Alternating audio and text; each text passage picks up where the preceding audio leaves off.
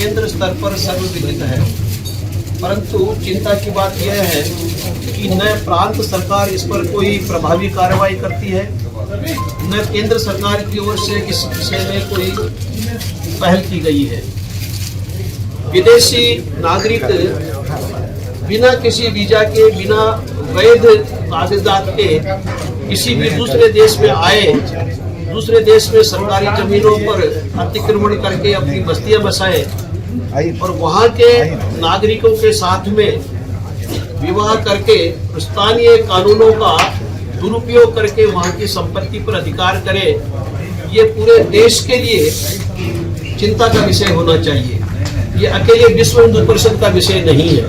ये विषय राष्ट्रीय सुरक्षा से जुड़ा हुआ है, राष्ट्रीय संपत्ति की रक्षा से जुड़ा हुआ है और विशेषकर वनवासी समाज की संपत्ति की रक्षा से जुड़ा हुआ है। झारखंड के वनवासी समुदायों में जिस प्रकार का नियम है कि उनकी कन्याओं से विवाह करने के पश्चात उनकी संपत्ति उनके दामाद की हो जाती है, इस नियम का फायदा उठाते हुए अनेक गांवों में बांग्लादेशी मुसलमानों ने, अवैध प्रवासियों ने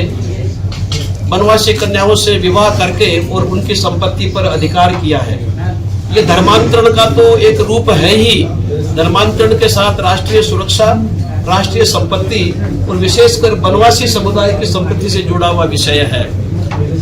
हम राज्य सरकार से ये मांग करते हैं कि राज्य सरकार इस गंभीर विषय पर तुरंत ध्यान दे। सब कुछ जानकारी में होते हुए, पूरा संज्ञान होते हुए भी कुछ नहीं करना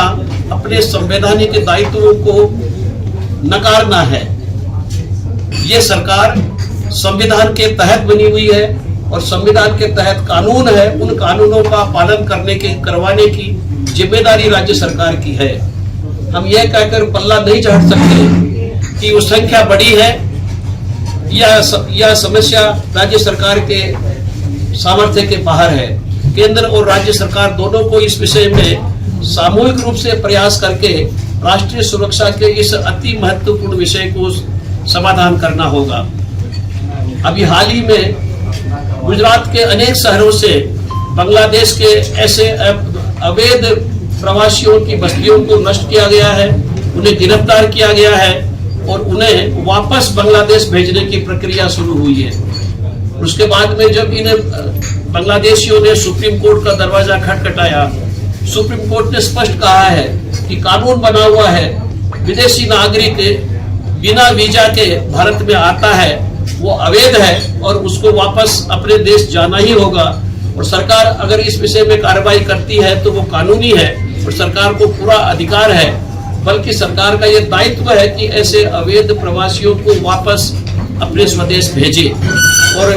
कई राज्य सरकारों ने इस विषय में पहल की है। झारखंड सरकार से विश्व हिंदू परिषद की मांग है कि विषय की गंभीरता को समझते हुए वनवासी समुदाय की संपत्ति की रक्षा के लिए,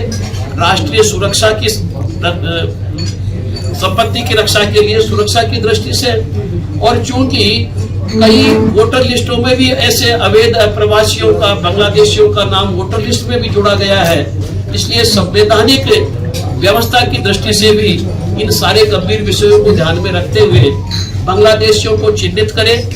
गिरफ्तार करें और उनको वापस बांग्लादेश भेजने की तुरंत प्रभावी कार्रवाई करें, तो विश्व हिंदू परिषद की मांग करती है।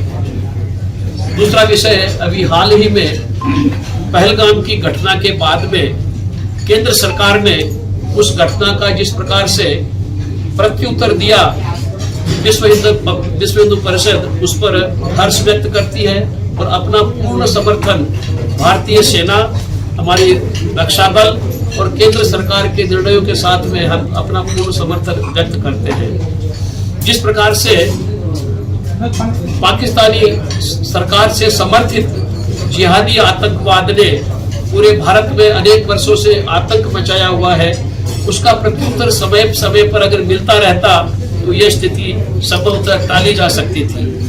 परंतु अब भी सही, देर से ही सही, आतंकवाद का सही उत्तर दिया गया। जिन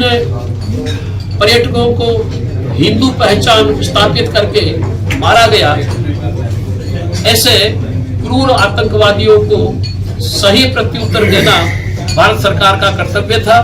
और हमारे रक्षा बलों ने जिस शौर्य और पराक्रम का प्रदर्शन किया है, विश्व हिंदू परिषद उनका पूर्ण समर्थन करती है। जिस प्रकार के निर्णय उन्होंने लिए, जिस प्रकार का प्रत्युत्तर दिया, और आगे भी किसी भी प्रकार के आतंकवाद को वार माना जाएगा, युद्ध माना जाएगा, इस प्रकार का जो एक संकल्प सरकार ने व्यक्त किया है, विश्व हिंदू परिषद उसका पूरा समर्थन करती है और अपने रक्षा बलों के साथ और केंद्र सरकार के निर्णयों के साथ पूर्ण रूप से विश्व हिंदू परिषद खड़ी है।